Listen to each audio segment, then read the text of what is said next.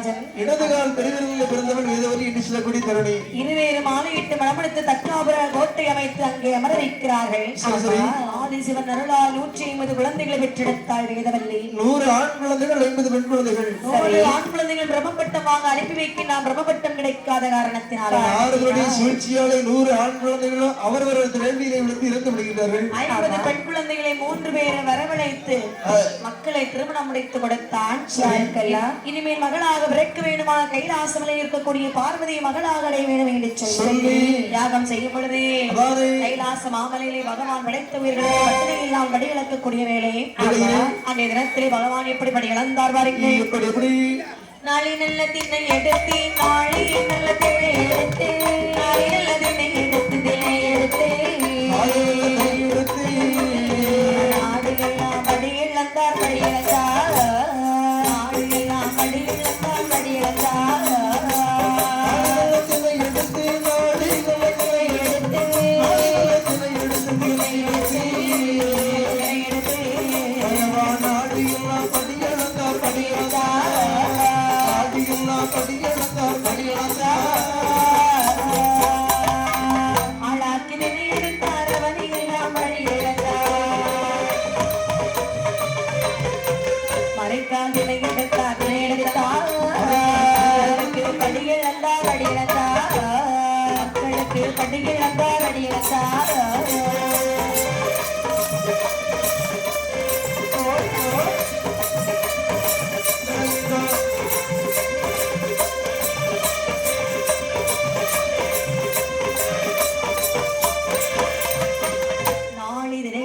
நாடெல்லாம் படி இழந்தார். உலகு திரையெடுத்து உலகமெல்லாம் படி இழந்தார். ஆளாக்கு திரையெடுத்தார் அவனை எல்லாம் படி இழந்தார். என்ன எனக்கு ஒரு சந்தேகம். என்ன சந்தேகம்? என் மத்தியில இருக்க இந்த பிள்ளையும் ஒரு நாளைக்கு ஒரு பக்கம் சோறு தும்பால நாளை திரையெடுத்து நாடு எல்லாம் படி இழந்தார்னு சொன்னா அது எப்படி சாத்தியம்? என்னது? இல்ல இந்த பிள்ளையும் ஒரு நேரத்துக்கு ஒரு பக்கம் சோறு தும்பால நாளை திரையெடுத்து நாடு எல்லாம் படி இழந்தார் என்று சொன்னது சாத்தியமா? சாத்தியம்தான். அதாவது என்ன பகவான் ஒவ்வொரு வீடா போய் படியெல்லாம் நடக்க மாட்டாரு. அவங்க உங்களுக்கு வேலை செய்யக்கூடிய தகுதியை கொடுப்ப சக்தியை கொடுப்பாரு. நமக்கு தேவையான உணவை பொருளை உடமையை நாம் தான் உழைத்து சம்பாதிக்க வேண்டும். சரி பகவான் படியிழப்பார்னு சொல்லி கதை திறந்து போட்டு வேலைக்கு போக இருக்க கூடாது. சரி சரி பகவான் படி இழந்தக்கூடிய நேரத்திலே பகவானுடைய படி இழப்பை சோதிக்க வேண்டும் என்று சொல்லி விஸ்வகர்மா விளைத்தாள். காஞ்சூரம் கெட்டி வெட்டி கெட்டி சிமிழ் உண்டு பண்ணி கையிலே கொடுக்க இதனுக்குள்ளே என்ன பிடித்து அடைக்கலாம் என்று யோசிக்க அமைமை பார்வதி என்ன கண்டாள் பாருங்கள். என்ன கண்டாள்? திருவிளக்கு ஒளிவதிலே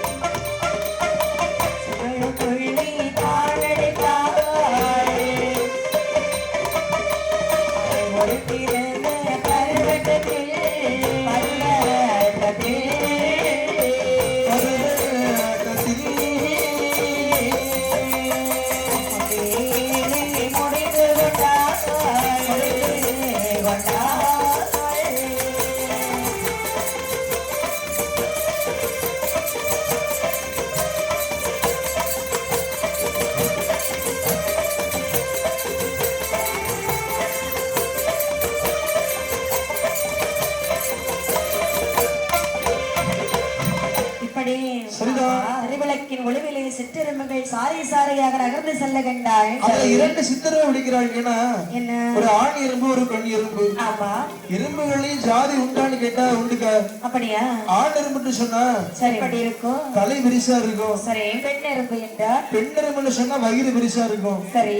பொதுவாகவே ஆண்களுக்கு மூளை அதிகம், உங்களை மாதிரி பெண்களுக்கு மூளை கொஞ்சம் குறைவு. அப்படிதான் சொல்லிக்கிறேன். நம்ம ஆண் எறும்புடைய தலை விரிசா இருக்கும், பெண் எறும்புக்கு வயிறு விரிசின்னு சொன்னா எதற்காக? பெண் வைத்தாளி சரி அதான் பெண்ணுக்கு வயிறு பெருசா இருக்கு. இப்படி 2 சிற்றெருமை விடைத்தாள் சமணக்குலை அடைத்தாள். பகவான் வரக்கூடிய திசை நோக்கி பார்வதி எப்படி அமர்ந்தாள் பாருங்க. எப்படி அமர்ந்தாள்? நீட்டிய கால் மடக்கவில்லை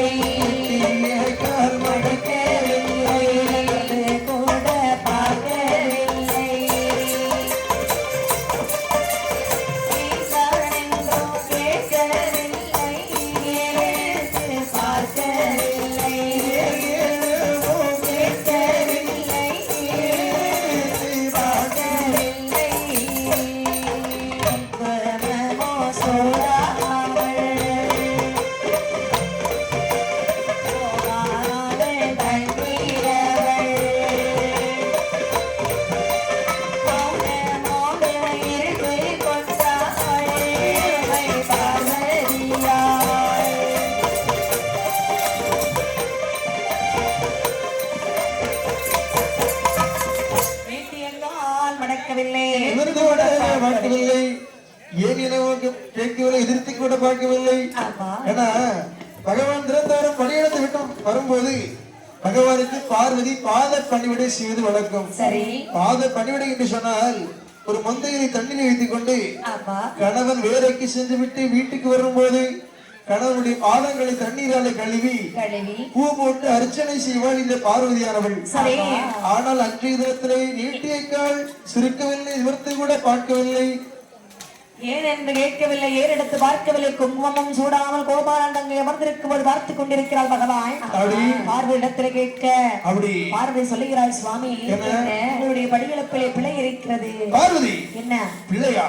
ஆமா. யாரை பார்த்து என்ன சொல்கிறார்? என்னிடத்துல 2 பேர்கள் பட்டினியாக இருக்கிறது. அப்படி என்று சொன்னால் அந்த சிவன்களை இப்போது இங்கு வைத்து காண்பி. இங்கு வைத்து காண்பித்தால் இருவருக்கும் இணைந்து விடும். சரி, தேவலோகம் செல்லுவோம். நல்ல பொண்டாட்டி புருஷனுக்கு பொண்டாட்டிக்கு ஒரு சண்டை சொன்னா 4 செவத்துக்குள்ள முடிச்ச பொண்டாட்டி. சரி, இந்த ஊரை புண்ணு சொல்ற பாத்தியா?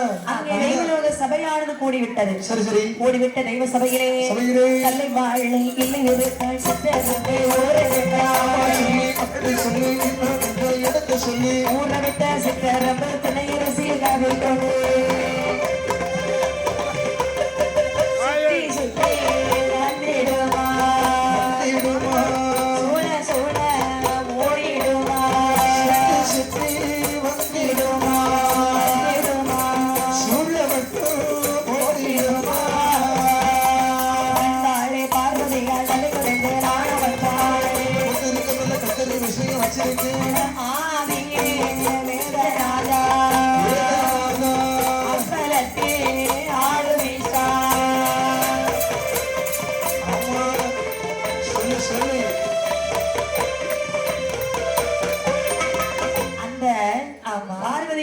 சொல்லுகிறாய். என்ன சொல்கின்றார்? பகவானே, உங்களுடைய படியிழப்பை நான் என்னவென்று நினைத்தேன். சரி, இந்த சிற்றரம்பு வாயிலே திணையரசி எப்படி வந்தது என்று எனக்கு தெரியாது சுவாமி. பார்வதி, அறைக்குள்ளே இருந்தாலும் அரணறியா மாயமில்லையா? சரி, சுவனுக்குள்ளே இருந்தாலும் சிவன் தெரியாத மாயம் கிடையாது. பார்வதி, என்ன இதை சோதித்த காரணத்தினாலே சரி உன்னை மகளாக பெற வேண்டும் என்று சொல்லி பல்லாபுரத்திலே தக்கன் கடுமையான தவத்தை செய்து வருகின்றான்.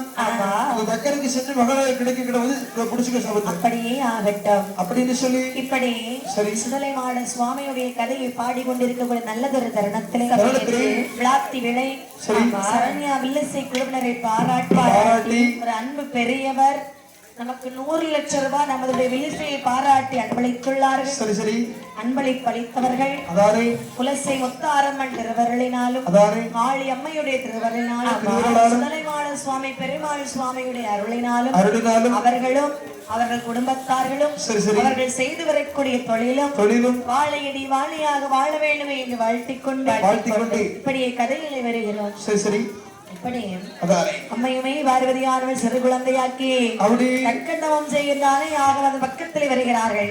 அந்த காணகமே புதுமையாக இருக்கிறது. சரி, எப்படி என்றால் கட்டானை அல்லறு சத்தோ அல்லறு சத்தோ அல்லறு சத்தோ அல்லறு சத்தோ அல்லறு சத்தோ அது கேட்ட தக்கராஜ தக்கராஜ அல்லறு சத்தோ அல்லறு சத்தோ அல்லறு சத்தோ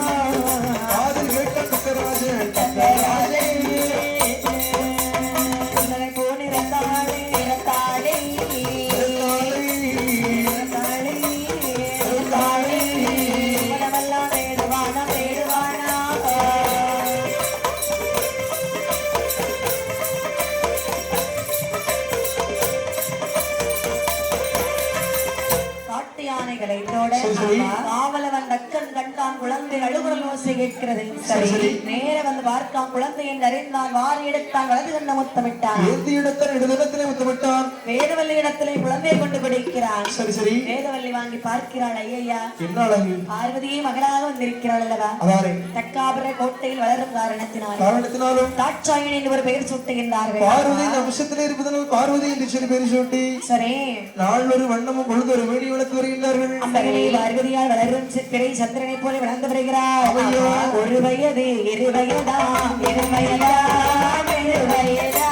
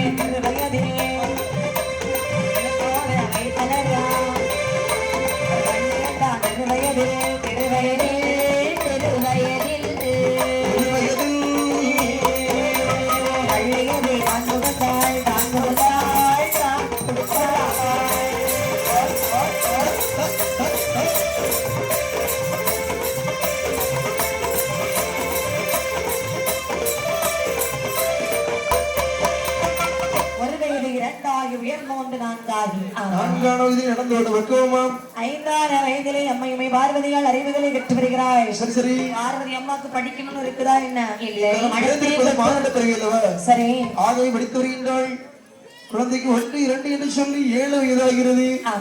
7 வயதிலே இந்த பார்வதி அம்மாவுடைய அழகு என்று சொன்னால் எப்படி தேவரம்மையும் என்னால் திருவிழகை கண்டு கைவரந்த விந்தன்களை கற்பித்து விட்டானோ என்று சொல்லக்கூடிய அளவுக்கு அழகு.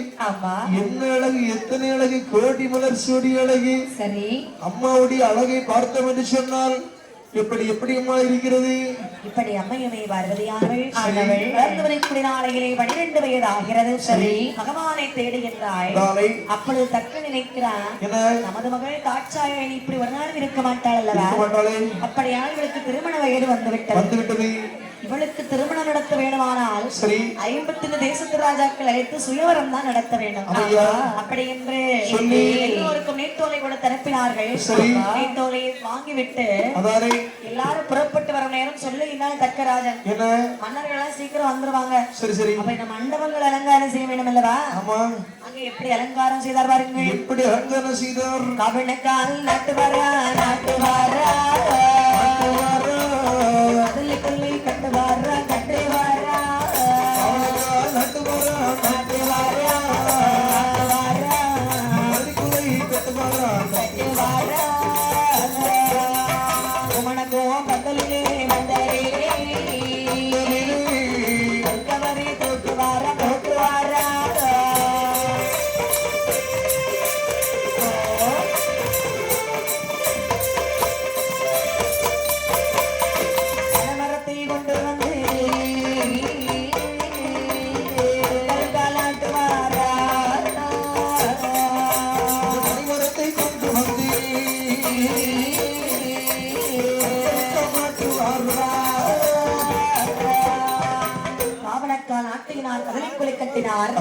பூமணக்கும் மந்திரிகளை பொற்கவரை தூக்கினார். மன்னாதி மன்னர்களுக்கு ஒரு மேடை, மந்திரிமாருக்கு ஒரு மேடை, இப்படி மக்களுக்கெல்லாம் ஒரு மேடை. கல்யாண வீட்டுக்கு அழைப்பு உள்ளவங்க வருவாங்க, அழைப்பு இல்லாதவங்க வருவாங்க. அது யாரு தெரியுமா? அழைப்பு விடுவாங்க. அழைப்பு உள்ளவங்க உற்றார் ஒருவர்கள் நண்பர்கள். சரி அழைப்பு இல்லாத பண்டார மரதேசி. அந்த பண்டார மரதேசிகளுக்கு ஒரு மண்டபம் வைக்கின்றார்கள். இப்படி இருக்கக்கூடிய நேரத்திலே பார்வதி அம்மை நினைக்கிறாள். 12 வயதிலே என்னை பார்வையை மாலையிட்டு மனமுடிப்பேன் என்று சொன்ன பகவானை காணவில்லை அல்லவா? ஆதிகரை கிணறு மனிதனுக்கு அறிந்தார் சிவபெருமான். பண்டார கோலமோடு தக்காபுர கோட்டையிலே பண்டார கூட்டத்தோடு அமர்ந்தான். தக்கராஜன் ஒரு மலர் மாலை எடுத்து வருகிறான். மகளை பார்வதி, இந்த மாலை உன் கையிலே கொடுக்கின்றோம். அண்ணாதி மன்னர்கள் வீட்டிற்கக்கூடிய சபையிலே வந்து உனக்கு யாரை பிடிச்சிருக்கோ அவ கழுத்துல நீ மாலையை போட்டு மணமனா வைக்கிக்கொள். சரியப்பா என்று சொல்லி மாலை கையில வாங்கினாள். மாலை சுழத்தி வராய் மணவந்தலிலே மணவந்தலிலே மாலை சுழத்தி வராய் மாலை சுழத்தி வராய் மணவந்தலிலே மணவந்தலுக்குள் மாலை சுழத்தி வராய்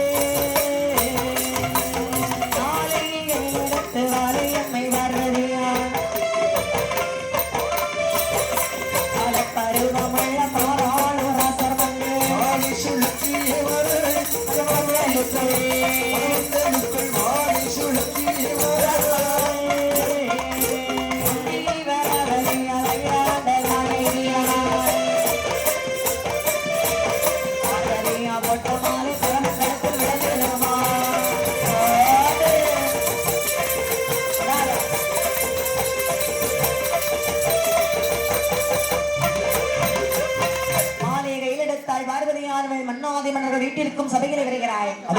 இறைவா, நீங்கள் எங்க இருந்தால் நான் எறியக்கூடிய மாலை உங்கள் கழுத்தில் மட்டுமே விளட்டும். அப்படி சொல்லி 3 முறை மாலை சுற்றி எறிகின்றாள். சரி, மகனுடைய அதாவது பண்டாரிடமிருந்து இருக்கக்கூடிய மகன் இடத்துல சுற்றி மாலை விடுகிறது. சரி, பார்க்கின்றான் தக்கராஜன். என்ன செய்கின்றார்? நமக்கு கிடைச்சது பண்டாரம் தான் சொல்லி பண்டாரத்துக்கு பார்வதி மாலை மணமடித்து கொடுக்கின்றார்கள். மணமடித்த கையோடு சொல்லுகிறான், பண்டாரம் மாமா, ஒரு நாளைக்கு 3 நேரம் எனக்கு நீ விபூதி கொடுக்க வேண்டும். சரி மாமா, நீ வெளியே பிச்சை எடுக்க போக கூடாது. சரி சரி சரி சரி, அப்படி இருந்தால் மட்டுமே நீ இங்க இருப்பாயாக.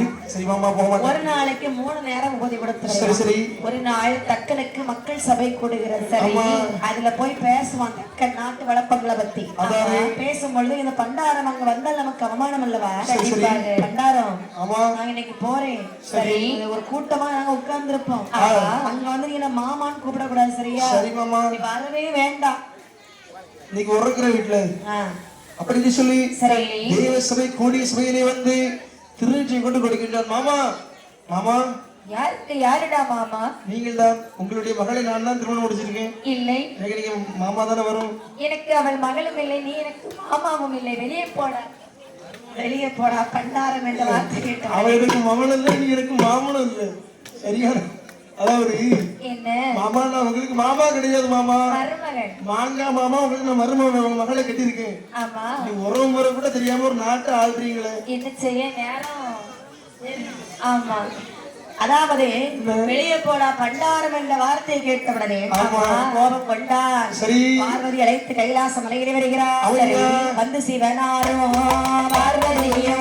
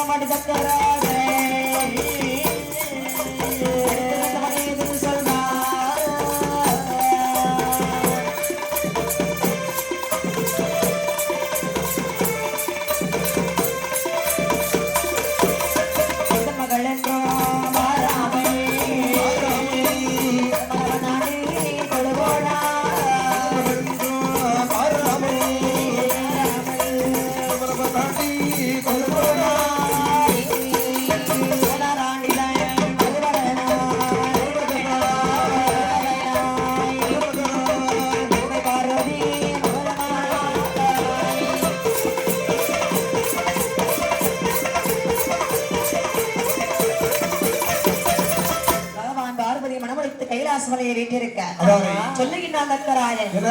அடியே வேதவல்லி, நம்முடைய மகள் எங்கே? மரபல் கூட்டு விட்டது. அது வரைக்கும் பார்த்து கொண்டாயிருந்தாய். எவ்வளவு சொன்ன கேட்கவில்லை. தரவனை உள்ள எழுத்து போட தெரியாது மாமா. அதாவது கணவன் பேச்சு தானே மனைவி கேட்க வேண்டும். அதை அனுப்பிவிட்டேன். சரி, என் மகளை கடத்தி சென்றானே ஆண்டி பண்டார் பித்தன் பிரைசோடி பிச்சைக்காரன், அவனை போல ஒரு பண்டாரத்தை பிறவி செய்து அவன் கையால் விபூதி வாங்கி பூச வேணுமே என்று சொல்லி உடனே நான் ஒரு யாகம் செய்ய போகிறேன். சுவாமி, என்ன உங்களுக்கு நான் துணை வருகின்றேன். ஆகட்டும் என்று சொல்லி அங்கே யாகவான் வளர்த்து கொண்டிருக்க நாரதர் வருகிறார். நாராயணம் நாராயணம். நாரதரே, தக்கா நலமாக இருக்கிறாயா? என்னுடைய நிலத்துக்கு என்ன குறைவு? ஆனால் முகத்திலே வாட்டம் தெரிகிறது. யாகம் வளர்க்கிறாய், என்ன காரணம்? நாரதரே, அதை பற்றி விட்டு கேட்காதீர்கள். என்னுடைய மகள் இன்னும் வராமல் மித்த மெய்யாண்டி வண்டார வரதேசி அந்த பரமசிவனுடைய மகளை கொண்டு சென்று விட்டார். சிவசிவா. ஆகவே அந்த பரமசிவனை போல மீண்டும் ஒரு பரமசிவனை இந்த வேலைக்குள்ளே ஒரு விஷயத்தை அவருடைய கையால் ஊதி வாங்கி பூச போகின்றேன். எல்லாம் நடக்கக்கூடிய காரியமா? நடக்கும் போயிட்டு ஒரு இடத்தை காலி பண்ணோம். நடப்பதெல்லாம் நன்றாக நடக்கட்டும். சென்று வாருங்கள். வருகிறேன் என்று சொல்லி கைலாச மலையிலே செய்தி சொல்ல வேண்டும் என்று வந்து நின்று நாரதரும் சிந்தையே திறந்து நாரதரும் சிந்தையே திறந்து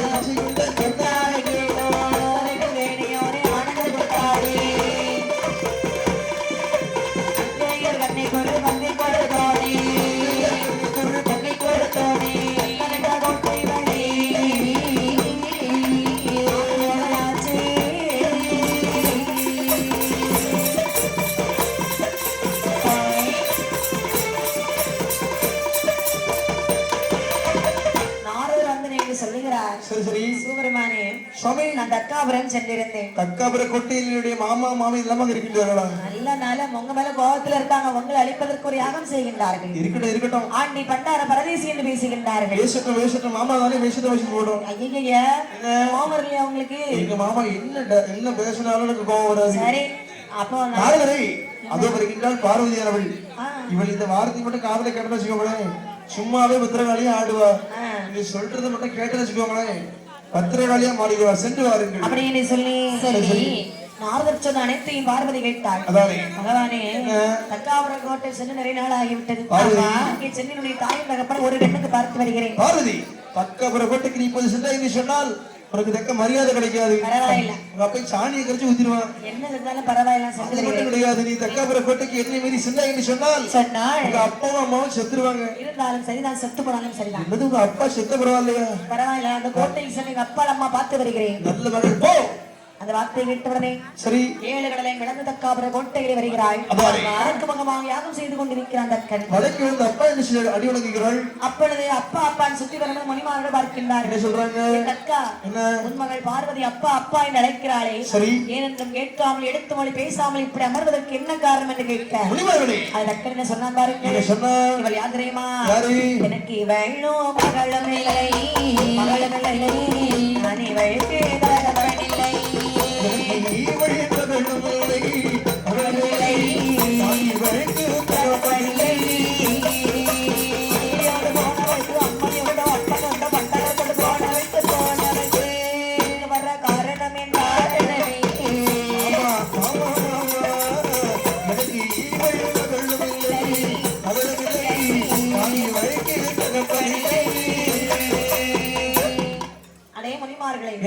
எனக்கு இவள் மகளும் இல்லை, நான் இவளுக்கு தகப்பனில்லை. எனக்கு மகளாக பிறந்தால் என்னை போல ஒரு வீராதிபரை தேர்ந்தெடுத்திருப்பாள். சரி சுடுகாட்டை கட்டி காக்கக்கூடிய ஈஸ்வரன் ஒன்று சின்னவள் கேட்கிற பாறைக்கொட்டை தகப்பன மகளை வந்துவிட்ட வெளியே போடி. இதை கேட்ட பார்வதி சொல்கின்றாள், தக்கராஜா இதுவரைக்கும் என்னை ஏசினாய் பேசினாய், என்னை பெற்ற மகள் என்று சொல்லி பேசினாய் என்று சொல்லி மறுத்து கொண்டு சரி, ஆனால் என்னுடைய நாதனை பேசினாயே, அவரை மறுத்து ஆடேரி என்று இதுவெல்லாம் வாய்க்கு வந்தபடி பேசினாய். அவர் எப்படிப்பட்டவர் தெரியுமா? ஆண்டி என்று சொன்னாலும் ஆதிவரன் அவர் சொல்லி எடுத்து சொல்லி என்னாரோ ஆனாலும் பரமசிவன் அவர் அல்லவோ.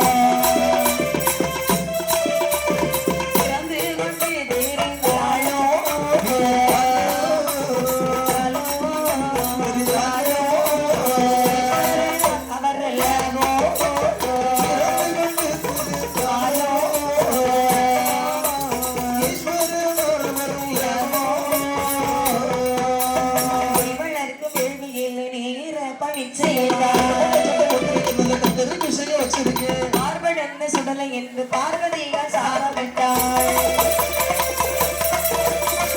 சாபமிட்டு பார்வதியால்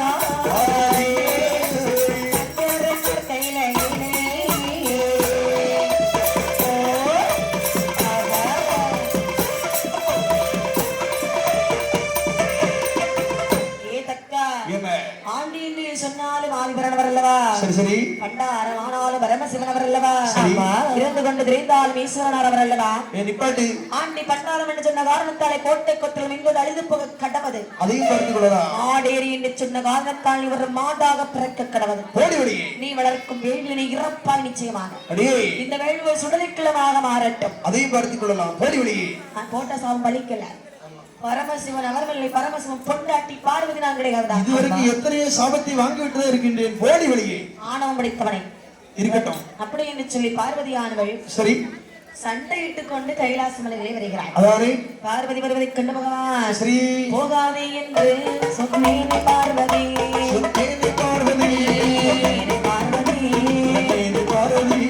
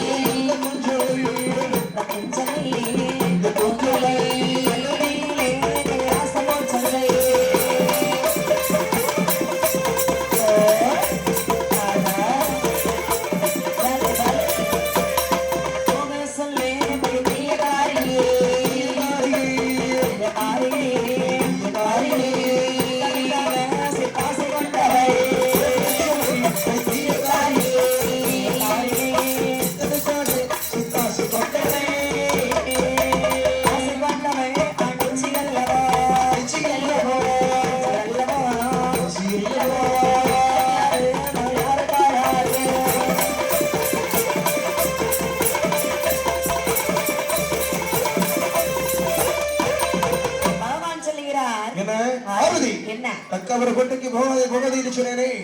தக்க மரியாதையை வாங்கி வந்திருக்கின்ற பார்வதி. சுவாமி போகாதன்னு சொன்னீங்க. உங்களுடைய வார்த்தை மீறி நான் சென்றேன். சரி தகப்பன் உங்களை ஆண்டி என்ன ஆண்டிச்சுன்னு இழிவாக பேசினான். மாமா தானே சொன்னா சொல்லிட்டு அப்படி பேசிய தக்கனை உடனே கொல்ல வேண்டாம். பார்வதி தக்கவர கோட்டைக்கு போகாதே என்று சொன்னேன். என்னுடைய சொல்லி மீறி செஞ்சு விட்டு இப்போது உன்னுடைய அப்பாவை கொல்ல வேண்டுமா? உன்னுடைய அப்பாவை கொல்ல வேண்டுமா? உன்னை கொல்ல வேண்டுமா? உன்னதான் கொல்ல போறேன் சுவாமி. அப்படி பகவானுக்கு கோபம் கொப்பளிக்கிறது. சரி வெற்றி கண்ணிலே வேர்வை ததும்புகிறது. அந்த வேர்வையை வாரி விட்ட வழியில போடுறாரு. சரி அதுல யாரமாவது இருக்கிறார்.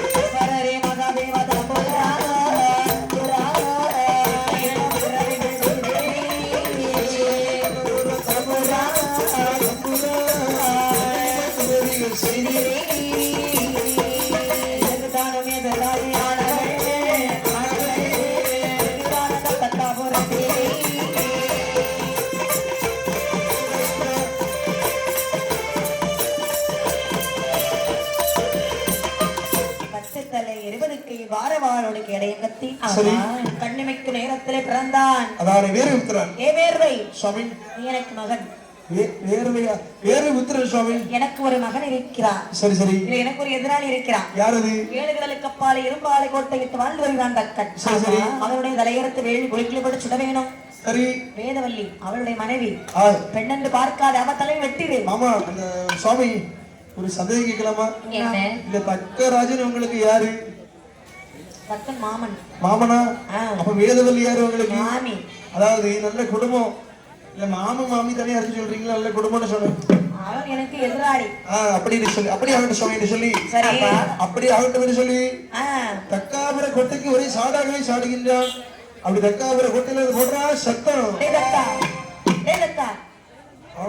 மரியாதை என்னுடைய கோட்டையிலே வந்து என்னுடைய பேரை சொல்லி வைக்கின்றாய். ஆமா நீ ஒத்தத்துல போச்சு. நான் தான் வேறு மித்திரன். வேறு மித்திரா என்ன? உனக்கு குடும்பம் இருக்கா?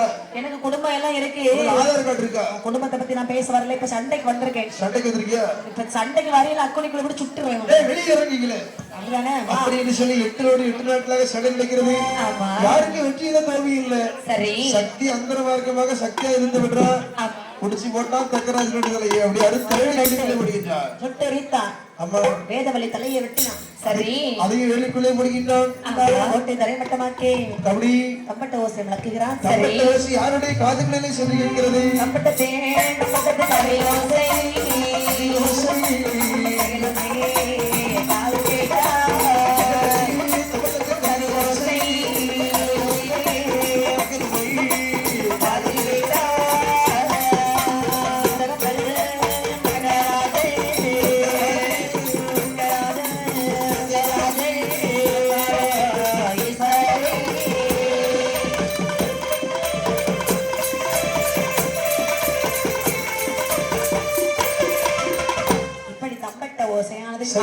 காதலை கேட்டது பகவானை பார்க்கிறாள். என்ன செய்கிறாள்? தாயும் தகப்பனும் இறந்து விட்டார்கள் அல்லவா? உன்னுடைய ஆசைப்படி அவங்க அப்பா அம்மா இறந்துட்டாங்க சுவாமி. அவர்களுக்கு இருந்ததுனா ஒரே மகள். சரி, நான் தானே எல்லா காரியமும் செய்யணும். தக்காபுர கொட்டைக்கு போக வேண்டும் செய்கிறாய். வாருங்கள் என்று மதத்திலே ஆரோக்கியத்து தக்காபுர கொட்டைக்கு வந்து பார்க்கிறார்கள். ஆடுவித்த கிளம்போலே அவர்கள் விட்ட உதரவல்லா ஆடுவிட்டால் பார்வதியால் வாதாடி வர எழுந்தாள். சுவாமி, என்ன என்னால பார்க்க முடியல சுவாமி. பார்வதி, இந்த ஆயுத தகப்பனை உடனே எழுப்பித்தாருங்கள். எவ்வளவு ஆண்டாண்டுகளோட அழுது புரண்டாலும் இந்த உலகத்துல ஆண்டவர்கள் மீண்டு வந்ததுண்டா? விட்ட எழுத்து ஒன்றுமே எழுப்பி விடலாம் அல்லவா? பார்வதி, என்ன உடைய அப்பா அம்மா தலை இந்த வேலைக்குள்ளே எரிந்து விட்டது. சரி, அவர்களை சொந்த தலையோடு எழுப்ப முடியாது. வேற எந்த பரவாயில்லையே, எந்த தலையா இருந்தாலும் பரவாயில்ல, உடனே எழுப்பிடுறேன். வீரபுத்திரா, என்ன உடனடியாக கைலாச மலையிலே சென்று வடக்கே தலை வைத்து வரக்கூடிய தலையில் அறுத்து கொண்டு வா. ஏதோ அறுத்து வருகிறேன் அப்படின்னு சொல்லி அழகாக வடகைலாசுரத்திலே வந்து ஆட்டினுடைய தலையை எடுத்தான், இடது கையில் எடுத்தான். மாட்டினுடைய தலையை எடுத்தான், வடது கணத்தில் வைத்தான். அறுத்த தலை இரண்டும் கொண்டு கைலாச மலையிலே பகவான் மண்ணை கொண்டு வைக்க தலையை கண்ட பகவான் என்ன செய்தார் வாருங்கள். இப்போது காளியம்மனுக்கு பூஜை நடைபெற இருக்கிறது. பூஜைக்கு அங்கிருந்து அம்மன் அழைத்து வரும்போது பக்த கோடிகள் யாரும் எழுப்ப வேண்டாம், அப்படி அங்கேயே அமர்ந்திருங்கள். அம்மன் தீக்குழியில இறங்கும் போதும் தயவு செய்து யாரும் எழும்ப வேண்டாம், ஆங்காங்கே உட்கார்ந்து அப்படியே பார்க்கவும். எழும்பி கூட்டத்தை கூட்ட வேண்டாம், எங்க இருக்கீங்களோ அங்கே அப்படியே அமர்ந்து பாருங்கள். இப்படி ஆமா,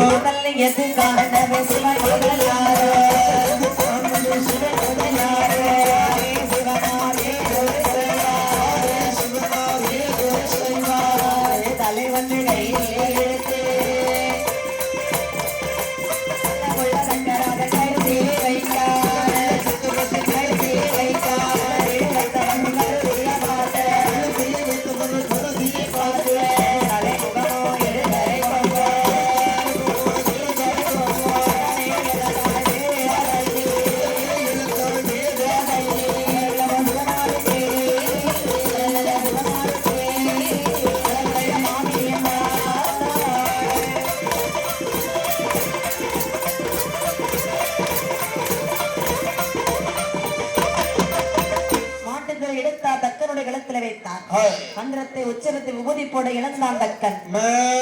ஆட்டுக்களை எடுத்தார், வேதவல்லி களத்தில் வைத்தார். மந்திரத்தை உச்சரிக்க இழந்தார் வேதவல்லி. ஆடும் ஆடுவாங்க வருவதை கண்ட பாரதி நினைக்கிறாய், தகப்பனம் இங்க இருக்க முடியாதல்லவா? தக்காபுர கோட்டை வேறு வித்திரம் தமிழ் மொழியாக்கிட்டான். அம்மா அப்பா நம்ம கூட கூட்டி செல்லலாமே. கைலாசமலை இழைத்து வருகிறாய். சரி, மண்டலத்தை மண்டலத்தை தெய்வாரமணி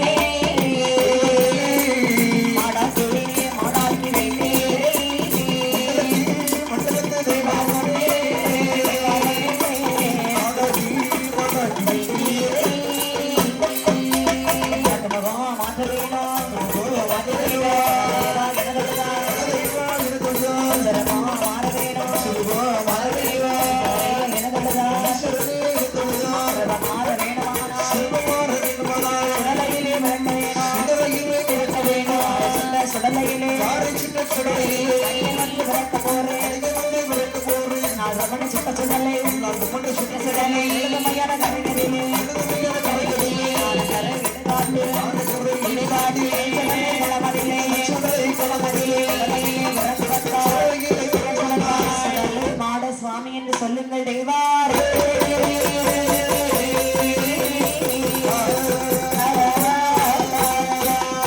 மண்டலத்து தெய்வார் முன்னை மாடாக பிரிவு செய்து விட்டீர்கள். சரி ஆட்டுமுகம் மாற்றித்தார்கள் என்று கேட்க அவ்வாறே ஆட்டுமுகம் மாற வேண்டுமானால் சரி நீ என்ன செய்ய வேண்டும் தெரியுமா? என்ன செய்யணும்? கல்யாண கரையிலே சென்று அப்படி சுடலை மாதராக பிறந்து வர வேண்டும். அப்படி அவர்கிட்ட சுவாமி என்ன சொல்ல அழகாகவே தேவர்கள் அழைத்து செல்கின்றார். என்ன அப்ப தேவர்களே வரவில்லை வாரே மாதராக செய்ய